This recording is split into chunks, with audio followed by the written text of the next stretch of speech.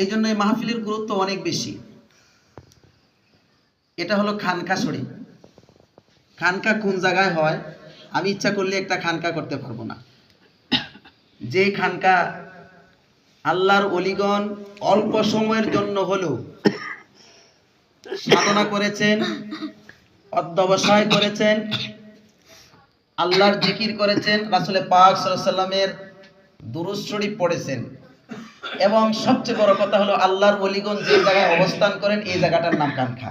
সুবহানাল্লাহ। আজকে আমরা যে জমিনে বসছি, হুজুরের শহীদুল মিনি, যিনি অত্যন্ত ভাগ্যবতী, এই সমস্ত খানকার জায়গা উনি দিয়ে গেছেন। আমরা উনার রূহের মাগফিরাত কামনাকারী। জোরে কোন আল্লাহুম্মা আমিন।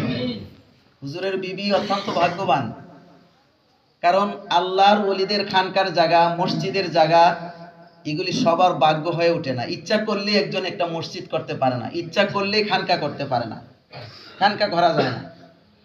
আল্লাহর ওলিগণ এই যে এখানে স্মৃতি যে জায়গায় বসে, আসলে আমার ভয় লাগে যে এই জায়গায় বসে হুজুর পাক আমাদেরকে নসিহত করেছেন, তরিকতের বয়ান দিয়েছেন, তরিকতের দীক্ষা দিয়েছেন।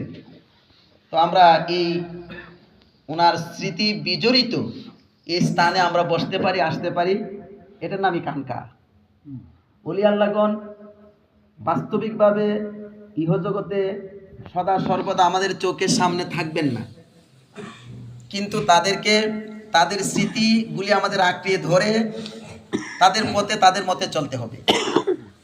এই শিক্ষাটাই দেওয়া হয় খানকায়, যে নাহনু আকরাবু ইলাইহি মিন হাবলিল ওয়ারিদ। আমি আপনাদেরকে ধৈর্যচ্যুতি ঘটাবো না, বেশি সময় আমি কথা বলে কষ্ট দেব না, কারণ সবাই পরিশ্রান্ত, ক্লান্ত। কিন্তু এই যে ক্লান্তির একটা সময়, এটা কিসের জন্য ক্লান্ত? আমরা কি শারীরিক কোনো পরিশ্রম করে ক্লান্ত হয়েছি? না, শারীরিক কোনো পরিশ্রম